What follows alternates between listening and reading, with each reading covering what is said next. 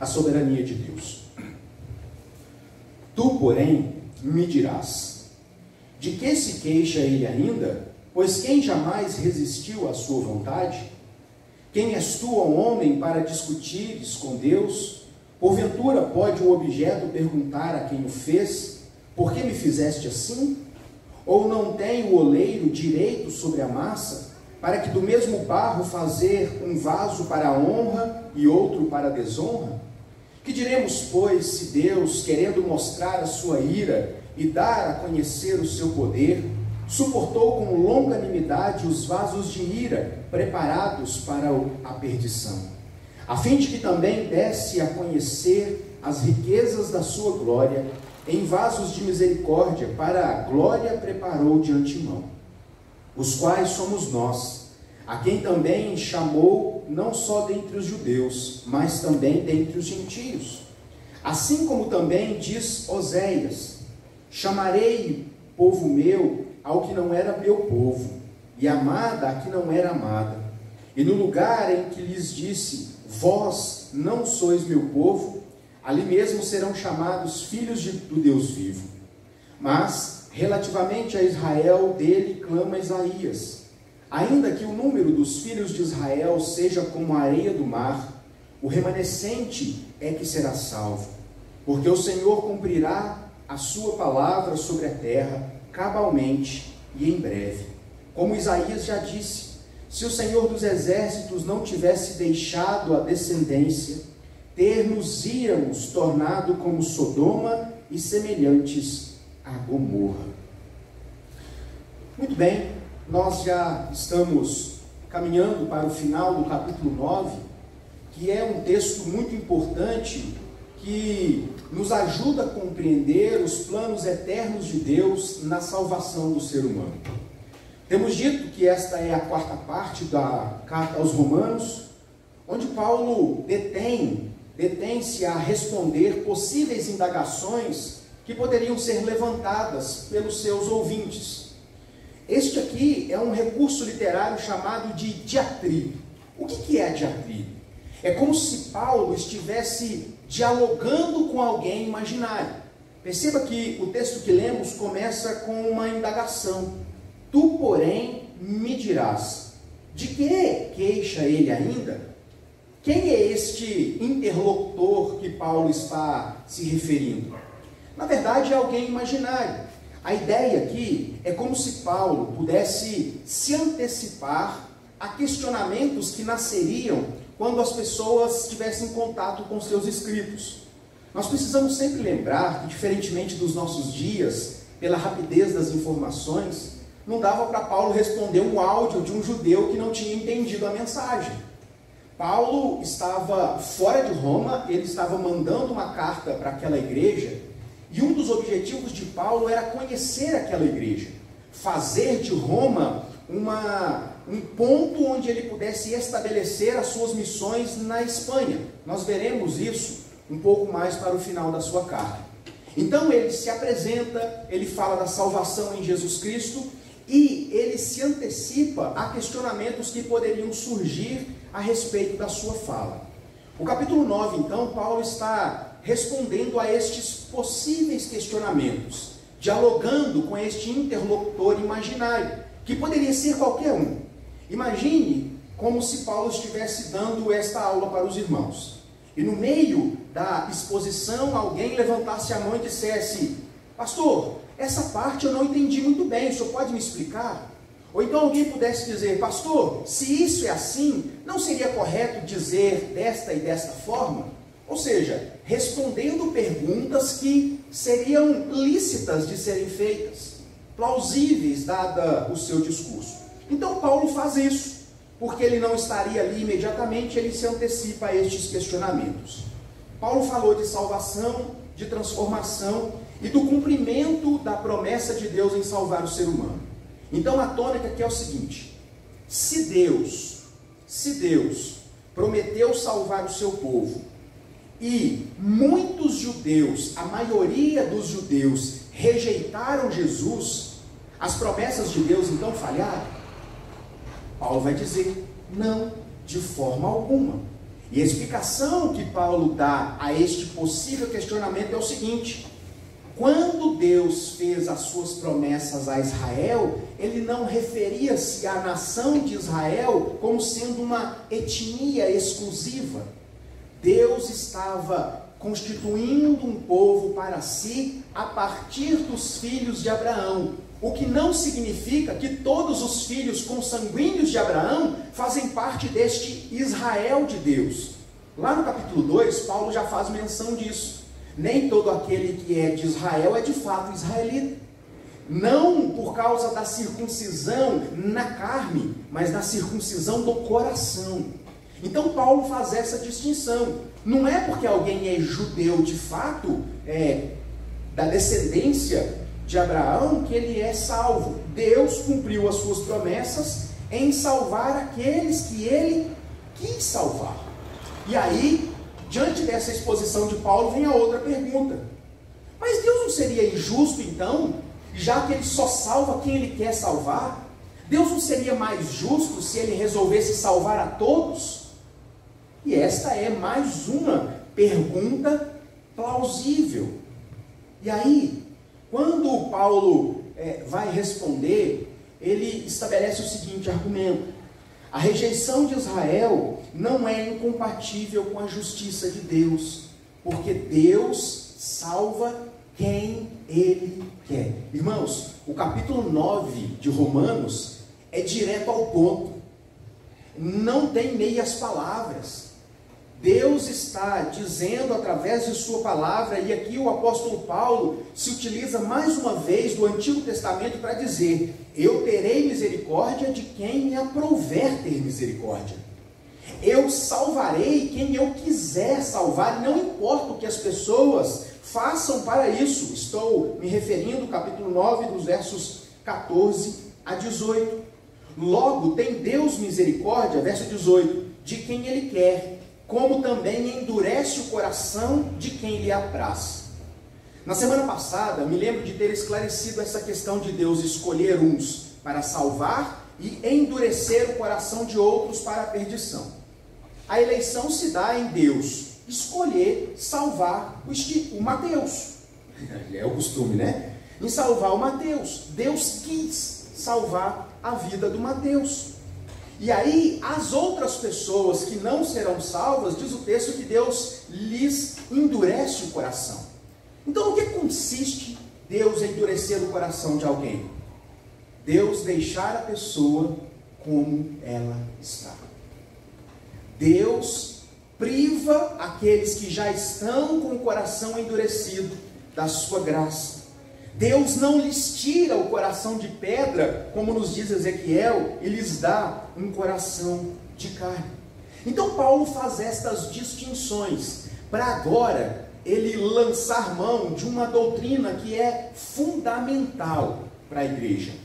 E nós precisamos ter a compreensão do que significa a soberania de Deus. Existem muitas definições teológicas de soberania. Nós poderíamos tecer aqui infindáveis definições a respeito da soberania de Deus. Mas de forma muito simples, definir soberania de Deus significa dizer que Deus pode fazer o que Ele quer, com quem Ele quer, quando Ele quer, do jeito que Ele quer. E mais, sem ter que dar satisfação a ninguém.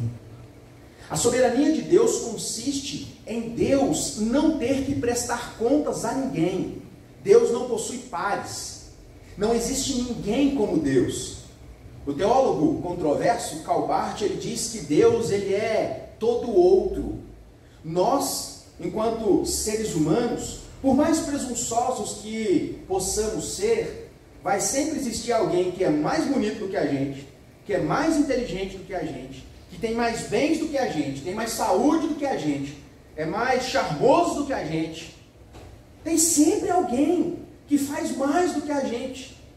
Mas isso não acontece quando nós nos referimos a Deus. Eu gosto de citar um exemplo para falar de soberania, que é aplicado à política, à geopolítica. Quando nós falamos do Brasil, da República Federativa do Brasil, nós falamos de um país que é soberano. Nós fazemos as nossas próprias leis. sem ter que prestar contas ao governo da Argentina ou de quem quer que seja. São nossos vizinhos, muito bem, eles fazem o que eles querem ali. Aqui, dentro do nosso território, valem as nossas leis.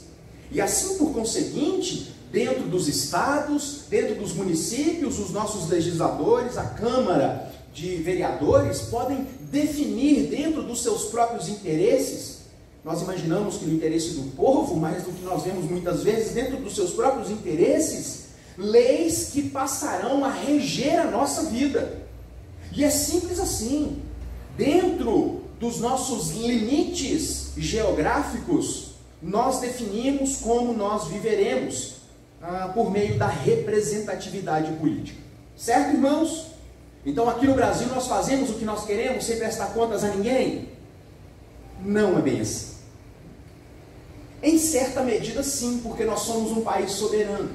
No entanto, irmãos, a nossa soberania está limitada a tratados internacionais dos quais nós somos signatários. Nós temos ali bacharel em Direito que vai confirmar isso. O Tratado Universal dos Direitos Humanos. Nós podemos tecer leis para nós mesmos em relação à dignidade da pessoa humana, desde que as nossas leis não firam este tratado internacional no qual nós somos signatários. Nós assinamos este contrato, este acordo, esta convenção. E assim existem muitos outros tratados políticos internacionais, de geopolítica, que dizem respeito à questão armamentícia. Muitos tratados que estão acima da soberania do nosso Estado democrático de direito. Portanto, nós podemos dizer que o Brasil é um país soberano.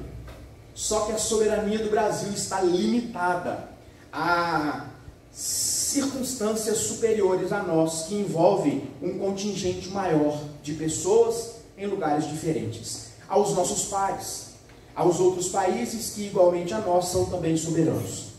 Mas isso não se aplica a Deus. Deus não tem pares. Deus não foi criado, Deus era e sempre há de ser. Deus, ele entrou no tempo, mas ele existe na eternidade. Deus não precisa prestar contas a ninguém. E é isso que Paulo está ensinando aqui. Então Deus é injusto em salvar uns e não salvar outros? É o que muitas vezes as pessoas se questionam. Geralmente as pessoas que não querem se render ao Senhor. Porque é simples, irmãos. As pessoas gostam de interpor ao pensamento da eleição. Mas você é um eleito de Deus? É uma pergunta. Sim ou não? Sim. Então aceita. Não, eu não me sinto eleito. Então converta-se dos seus pecados. Deus está te chamando. É a indiferença das pessoas que comprova a sua culpabilidade. Nisso consiste a blasfêmia do Espírito Santo, na palavra de Deus ser pregada dioturnamente, neste e em muitos púlpitos espalhados mundo afora, e a rejeição das pessoas comprovam a sua culpa, e por isso, Deus não é injusto em salvar um contingente no meio da multidão que estava perdida. Então perceba, irmãos, Deus não está mandando ninguém para o inferno. Quem já está no inferno e as pessoas que estarão no inferno, aqueles que no dia do grande juízo, no dia do juízo final, Deus se referirá a eles, Deus se voltará a eles e dirá: apartai-vos de mim, malditos. Não é Deus que estará os mandando para o inferno. Quem vai para o inferno, vamos abrir aspas aqui, né? Quem vai para o inferno vai com as suas próprias pernas. Deus não está mandando ninguém para o inferno. A Bíblia diz que todos nós somos pecadores. Volta um pouquinho aí, Romanos capítulo 3. Olha só o que Paulo diz na mesma carta aos Romanos. Capítulo 3, verso 23 e 24. Romanos 3, 23 e 24. Paulo começa capítulo 1 falando da depravação do coração humano, onde os gentios são inculpáveis diante de Deus. Depois Paulo se vira para os próprios judeus, para que no capítulo 3 ele conclua esta sessão falando de pecado e condenação da seguinte maneira: Pois todos pecaram e carecem da glória de Deus, sendo justificados gratuitamente por sua graça, mediante a redenção que há em Cristo Jesus. Então, irmãos, o que acontece é que Deus salva um contingente daqueles que já estavam com o coração endurecidos, daqueles que já estavam condenados ao inferno. É interessante quando a gente para e pensa, não é do tempo de muitos de vocês, mas os mais experientes aqui vão se lembrar de um desenho que era o Fantástico Mundo de Bob. Bob era um menininho, você lembra, né, Carminha? Era um menino de um cabeção grandão, e ele via as coisas à sua volta e viajava, pensava naquilo. Quero convidar você a dar uma viajada aí. Imagine o dia do juízo final, onde Deus vai aplicar cabalmente a sua graça e a sua ira. A gente chama de juízo final como se Deus fosse julgar os condenados e os salvos naquele momento, quando na verdade o dia do juízo final que nós nos referimos é o dia onde Deus vai proferir a sentença que já existe sobre a humanidade, porque aqueles que estão em Cristo não serão salvos. Nós já estamos salvos, justificados, pois mediante a fé temos paz com Deus. Capítulo 8, verso 1. Portanto, se todos nós pecamos, e a Bíblia vai dizer, o salmista vai dizer, porque em pecado eu nasci e em pecado me concebeu a minha mãe, todos nós nascemos condenados. Então o dia do juízo final é quando Deus, ele profere a sentença: vinde a mim, benditos de meu Pai, e apartai-vos de mim, malditos para o fogo eterno. Então, deste contingente de condenados, Deus vai lá e salva alguns. Ok, então, até aqui, Paulo está explicando que não há injustiça de Deus em Deus salvar alguns e não todos, porque todos já estavam condenados. Mas agora a questão que pode surgir é a seguinte: por que Deus salva uns e não outros? Qual a razão de Deus salvar estes e não aqueles? Porque a razão de Deus salvar determinados pessoas da família e não todas as pessoas da família é uma pergunta plausível de ser feita. E qual a resposta para isso, irmãos? Eu não faço ideia. Eu não sei. Estas são coisas que Deus escondeu em si mesmo. E aí, o que Paulo está tratando aqui quanto à soberania é que nós precisamos calçar as sandálias da humildade. Pastor Jonas Madureira, ele diz o seguinte: a nossa mente é naturalmente humilhada para entender as coisas de Deus. Muitas vezes nós olhamos para as coisas de Deus e julgamos saber muito, e queremos respostas claras, como se fôssemos nós que determinássemos as coisas. O que nós sabemos de Deus? Eu estou concluindo hoje, depois os irmãos orem, eu esqueci, falta uma prova para fazer ainda. Eu estou concluindo hoje um módulo a respeito da revelação de Deus, uma pós-graduação em teologia sistemática. E a questão é a seguinte: o que nós sabemos de Deus é obtido pelo nosso esforço, ou seja, o que eu sei de Deus e aquilo que eu investiguei, procurei saber, ou o que eu sei de Deus só é possível porque Deus se revelou? É esse o ponto. Tudo que nós sabemos de Deus, nós só sabemos porque Ele se deu a conhecer. Nós não sabemos de todas as coisas. E aí é nesse contexto que Paulo então propõe esta diatribe, esse diálogo imaginário. Tu, porém, me dirás, de que te queixas ainda? A ideia aqui é o seguinte: alguém podia dizer, tá bom, então se Deus é que decreta todas as coisas, por que Deus se queixa que o povo peca? Ué, não faz sentido. Porque se Deus já decretou quem vai salvar, por que Deus fica indignado com as pessoas que se revoltam contra Ele? Deus já sabia disso tudo. É plausível essa pergunta? É plausível. E aí, a resposta de Paulo é bastante interessante. A ideia aqui é o seguinte, irmãos: Paulo está tratando de um assunto que é muito complexo, que é a soberania de Deus, o fato bíblico, onde Deus decreta tudo o que acontece, e do outro lado, a responsabilidade humana. De forma que a Bíblia ensina claramente que a soberania de Deus não anula a responsabilidade humana. Mas como a gente harmoniza isso de forma lógica, Reverendo Augusto Nicodemos, numa aula, ele disse algo interessante. Alguém conseguiu harmonizar essa questão perfeitamente aí? Todo mundo ficou assim, ó. Logicamente? Se ele tivesse perguntado pela fé, né? Você acredita? Eu acredito. Mas logicamente, ele disse, eu também não. E eu tenho para mim que ninguém. Por quê? Porque estas questões mais pormenorizadas não nos são claras do nosso ponto de vista. Você quer um outro exemplo? Você crê na Trindade? Você crê em Deus Pai, Filho e Espírito Santo? Sim ou não? Profissão de fé? Sim. É um Deus ou três deuses? É um Deus, mas a Bíblia está dizendo que é Pai, que é Filho, que é Espírito Santo. Na matemática, nós aprendemos que 1 mais 1 são... A Bíblia está dizendo que 1 mais 1 é... Nós cremos porque a Bíblia estabelece esta verdade incontroversa a respeito do ser de Deus. Mas, do nosso ponto de vista, nós conseguimos em detalhes esclarecer de forma lógica o mistério da Trindade? Não. Então, irmãos, perguntar as coisas para Deus é possível e é sensato.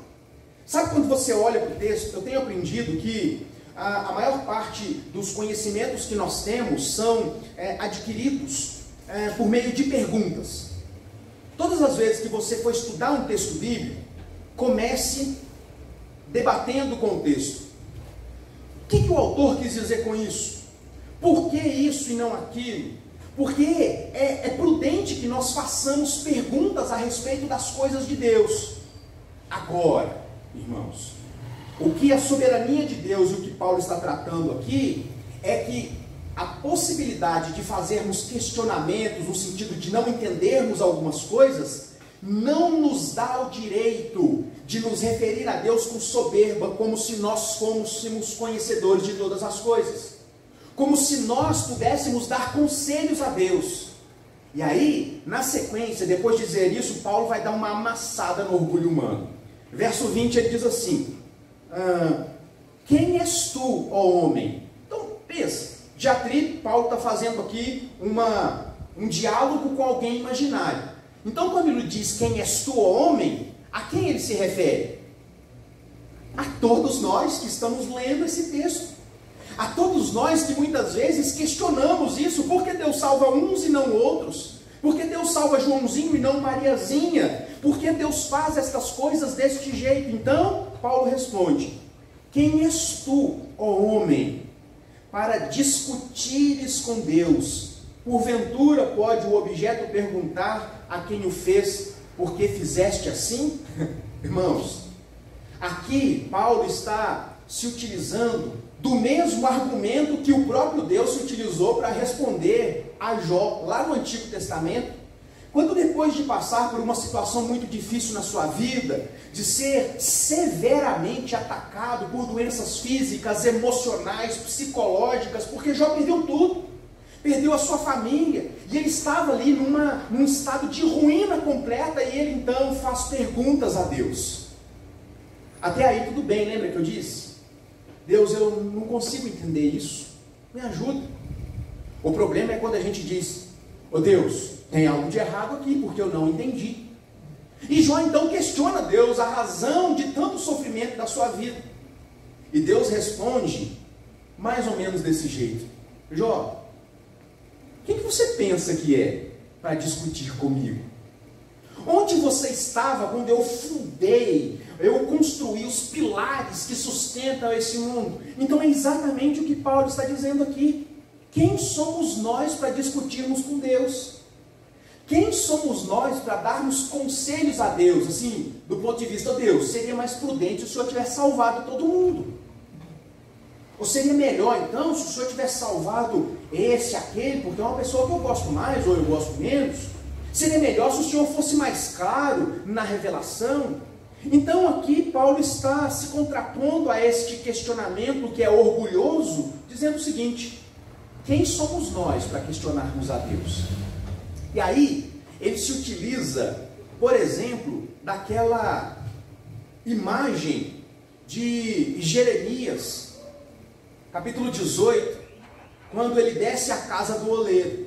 Lembra lá? Jeremias capítulo 18, quando Deus dá uma visão para ele que desce à casa do oleiro. O oleiro está lá na sua roda fazendo, o vaso quebrou.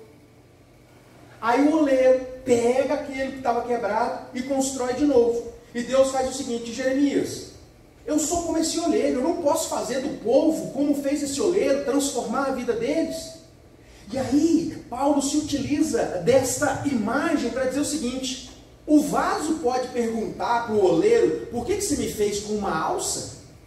Por que você me fez pequeno e o outro você fez grande? O vaso pode questionar: por que você me fez mais fundo e o outro mais raso? A criatura pode questionar a autoridade do Criador em construir aquilo que ele quer? Não. Não. Então, irmãos, quando nós tratamos da soberania de Deus, que se aplica em todas as áreas da nossa vida, e aqui o nosso contexto é soteriologia, a doutrina da salvação, nós precisamos calçar de fato as sandálias da humildade. Nós precisamos compreender que nem tudo nós conseguiremos compreender de forma lógica, ou na lógica que nós utilizamos para ver as coisas desse mundo, certo? Você pode, com humildade no coração, dizer: ô pastor, eu não entendi não. Eu não entendi. Eu não sei como funciona isso. Como a soberania de Deus não concorre com a responsabilidade humana, se Deus é quem decreta, e por que Deus cobra depois? É possível isso, irmãos? É possível. Agora, nós só não podemos dizer que não é bíblico. Nós só não podemos dizer que isso não é ensinado pela palavra de Deus, que Deus é soberano, que Deus age segundo os seus próprios planos, que o ser humano é culpado pelos seus atos. Ele é indesculpável diante de Deus. Romanos capítulo 1. Nós não podemos negar os fatos, embora muitas vezes possamos não compreendê-los com profundidade que nós gostaríamos. Então, irmãos, muitas vezes nós estaremos diante de questões que são de fato complexas, que muitas vezes demandarão horas de estudo, momentos profundos, longínquos de oração. E pode ser que ainda tenhamos dúvidas no coração. Como agir diante destes questionamentos que podem surgir? Com humildade. Deus, eu não consigo compreender com profundidade e lógica que gostaria, mas se a tua palavra que diz, eu creio. Eu creio que o Senhor me chamou. Eu creio que eu estava condenado. Eu creio que o Senhor é um único Deus e subsiste em 3 pessoas de igual importância, a mesma substância. Embora isso seja grande demais para a minha mente compreender, eu creio, Senhor, que o Senhor escolheu, a partir da aliança com Abraão, pessoas ao longo da história que o Senhor desejou salvar. Eu me alegro por fazer parte disso. Na sequência do texto, Paulo está explicando, citando os profetas do Antigo Testamento, Oséias, Isaías, e a gente vai ver Zacarias, a gente vai ver esse contexto de Deus já proferindo salvação em meio aos gentios, nos textos do Antigo Testamento. E os profetas estão dizendo que Deus haveria de salvar aqueles que os judeus estão dizendo que não tem salvação. E eles seriam chamados servos do Deus vivo. Essa expressão só era aplicada à descendência de Abraão. São servos do Deus vivo. E já no Antigo Testamento, o profeta Isaías, o profeta Oséias, já estava se referindo a nós hoje, aos gentios, pessoas espalhadas pelo mundo todo, que ouviriam essa palavra e se voltariam ao Senhor. Nós concluímos então, irmãos, repetindo os ensinamentos do apóstolo Paulo. Deus é soberano para salvar aqueles que Ele quer salvar. Mas isso então nos desestimula a pregação? Se Deus vai salvar quem Ele quer salvar, então eu não preciso pregar. Não, muito pelo contrário. A gente prega porque a gente tem certeza que Deus vai salvar. Porque pense comigo, de forma lógica, olhando para a perdição dos nossos dias, dá vontade de não fazer nada. Porque as pessoas não procuram a Deus, não buscam a Deus. Mas porque a igreja precisa ser chamada a pregar o Evangelho? Porque a palavra de Deus está dizendo que ainda que existam corações endurecidos, Deus há de quebrantá-los e chamá-los ao arrependimento. É por isso, irmãos, que nós somos chamados a viver esta missão. E que a soberania de Deus não anula a nossa responsabilidade. A Bíblia diz que se o povo não clamar, até as pedras clamarão. O que nós devemos ter enquanto atitude frente à soberania de Deus, no ato de salvar o pecador, é Deus vai salvar. A questão deve ser: Deus, me deixa fazer parte disso. Me deixa ser instrumento do Senhor para alcançar os perdidos que o Senhor amou. Esse é o nosso papel. E nós precisamos agir com humildade, serenidade. Ainda que muitas questões não estejam tão claras para nós do ponto de vista teológico, nós precisamos nos humilhar diante de Deus e dizer: Deus, eu creio que o Senhor é soberano, eu creio que eu sou pecador, eu creio que eu não viria ao Senhor se o Senhor não tivesse me chamado, e tudo que eu posso dizer é: muito obrigado. Que Deus nos abençoe, queridos irmãos, que a verdade da salvação e da eleição seja para nós a motivação para servirmos ao Senhor aqui na igreja e onde quer que Deus nos enviar. Amém? Amém. Alguém gostaria de fazer alguma pergunta a respeito do que nós estudamos até aqui? Já estamos concluindo o capítulo 9, então, muitas coisas nós já tratamos aqui. Pode ser que você... Lembra que eu disse? É bom fazer perguntas, é prudente. Então, se alguém tiver alguma dúvida, pode... Carminha, pode falar. Diante desse texto aqui de vasos para honra e para desonra, seria correto, então, às vezes, a gente... Porque às vezes tem pessoas que são pessoas boas, assim, humanamente falando, e tem filhos que são rebeldes, às vezes são... Né? E tem pessoas que, às vezes, humanamente falando, são pessoas ruins, e tem filhos justos. Talvez também não é esse texto assim, que Deus também... Ótima pergunta. Eu acabei não citando esse verso. Na exposição eu gosto de verso a verso, e eu tenho aqui apontamentos para todos. Eu acabei não me referindo a este verso que fala dos vasos para honra e vasos para desonra. Existe uma questão aqui, irmãos, do ponto de vista teológico, que ela tem causado muito imbróglio. Que, por exemplo, então Deus faz vasos para honra e vasos para desonra. Existem um grupo de pessoas que são os ultracalvinistas, que acreditam na dupla predestinação. Ou seja, Deus predestina tanto os que Ele vai salvar, como aqueles que Ele vai condenar. Certo? E aí, os vasos para a honra são os predestinados para o céu. E os vasos para a desonra, os predestinados para o inferno. Qual é o problema disso? Existem implicações aqui quanto à natureza do mal moral.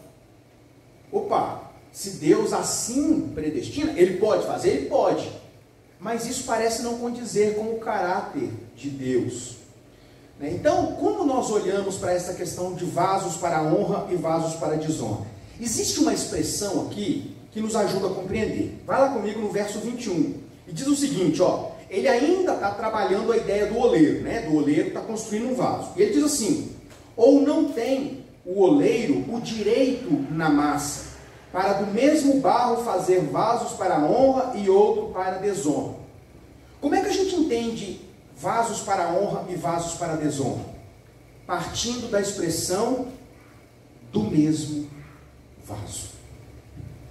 Antes da intervenção de Deus para a salvação, éramos vasos para a desonra, filhos da ira de Deus. Não é Deus que fez os vasos para a desonra. Nós, por causa da natureza pecaminosa, nos tornamos vasos de desonra, vasos de ira. E deste mesmo vaso, perceba, do mesmo material, Deus faz vasos para a honra. E quem são esses vasos para a honra? Os eleitos, aqueles que Deus desejou salvar. E na ação do Espírito Santo transforma o coração, tirando a dureza do coração e dando-lhes um coração de carne, como Ezequiel diz. Entende? Então aqui, o vaso para a desonra são aqueles que não se convertem. São aqueles que estão afastados de Deus, como todos nós um dia fomos. Um estado onde todos nós um dia pertencemos. Então, quando Paulo se refere que do mesmo barro, ou seja, da mesma substância, lembra como é que funciona a eleição? Todos condenados, vasos para desonra. Deus vai lá e seleciona um povo para si e salva. E como um oleiro que trabalha naquela massa estragada, conserta parte. E transforma aquela parte que antes fora vaso para desonra em vaso para honra. Então esta distinção, ela precisa ser feita a partir desta expressão, do mesmo barro. Então, antes de Jesus, éramos todos vasos para desonra, objetos da ira santa de Deus, por causa da natureza pecaminosa que herdamos de Adão e por causa dos nossos pecados. Lembra que eu disse que Deus não manda ninguém para o inferno? É nós que vamos a passos largos para lá, por causa da nossa responsabilidade, por causa dessa natureza que faz parte a partir de Adão. Então é este o sentido de vasos para a honra e vasos para a desonra. Certo? Vasos para a desonra, afastados de Deus. Vasos para a honra, reconstruídos pela mão do oleiro. Mais alguém?